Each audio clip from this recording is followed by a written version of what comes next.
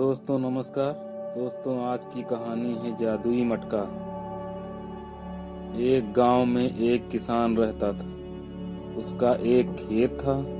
खेत में होने वाली फसल से उसके परिवार की गुजर बसर होती थी, इसलिए वह दिन भर कड़ी मेहनत करता ताकि उसके खेत में अच्छी फसल हो सके। अब फसल की बुआई का समय आ गया था। किसान अपने खेत में बुआई करने में लगा हुआ था। एक दिन खेत में गड्ढा खोदते समय उसे जमीन में एक मटका मिला। वह मटका बहुत ही बड़ा था, इतना बड़ा कि उसमें पूरा का पूरा इंसान ही बैठ जाए। किसान मटके को देखकर सोचने लगा, अरे इतना बड़ा मटका, इसमें तो एक साथ कई लोगों का खाना बन जाएगा। इसे घर ले चलता हूँ, जब भी कोई मेहमान आएंगे तब यह मटका काम आएगा।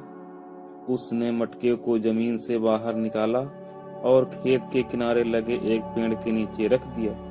उसके बाद वह दोबारा काम में जुट गया। दोपहर में जब खाने का समय हुआ तो अपना फावड़ा जमीन से निकले मटके में डालकर वह पेड़ के नीचे खाने बैठ गया।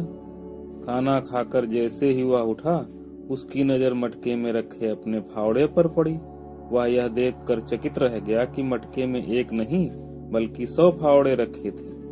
किसान ने सारे फावड़ों को मटके से निकाल लिया, फिर उसमें एक छोटा सा पत्थर डाल दिया। देखते ही देखते एक पत्थर के 100 पत्थर हो गए। किसान को यह समझने में देर नहीं लगी कि यह कोई साधारण मटका नहीं है, बल्कि यह जादुई मटका है जो किसी भी वस्तु को 100 गुना कर देता है। किसान जादुई मटके को लेकर अपने घर आ गया। अब जब भी उसे किसी भी चीज की आवश्यकता होती तो वह उस जादुई मटके में डाल देता।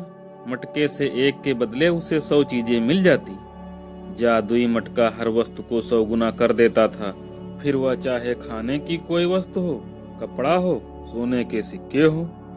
किसान को अब किसी चीज की कमी ना रही। किसान दिनों दिन बहुत धनवान होता गया। किसान की समृद्धि की बात उस राज्य के राजा के पास पहुंची। राजा ने किसान का भेद जानने के लिए अपने गुप्तचरों को उसके घर भेजा। कई दिनों तक किसान के घर के चक्कर लगाने के बाद एक दिन गुप्तचरों को किसान के उस जादुई मटके का भेद पता चला। उन्होंने यह भेद राजा को बताया। राजा लालची था। उस जादुई मटके के बारे में जानकर उसके मन में लालच आ गया। उसने सोचा कि मटका किसान के पास नहीं बल्कि मेरे पास होना चाहिए। राजा ने तुरंत सैनिकों को आदेश देकर जादुई मटका अपने पास मंगवा लिया। जब सैनिक जादुई मटका लेकर राजा के पास पहुंचे तो किसान भी पीछे पीछे वहां आ गया। राजा के पूछने पर किसान ने उसे बताया कि वह मटका जादुई है और उसे वह मटका अपने खेत से मिला है।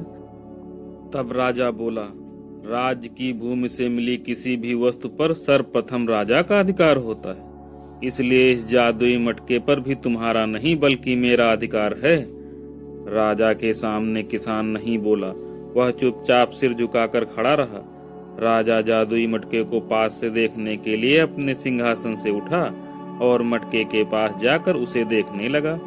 मटके को बाहर से देखने के बाद राजा ने सोचा कि मटके के भीतर झांक कर तो देख लूं कि आखिर इसमें जादू कैसे होता है।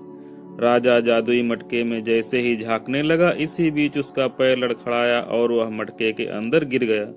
फिर क्या था, जादुई मटके ने अपना काम कर दिया। एक के बदले अब 100 राजा मटके से बाहर निकले।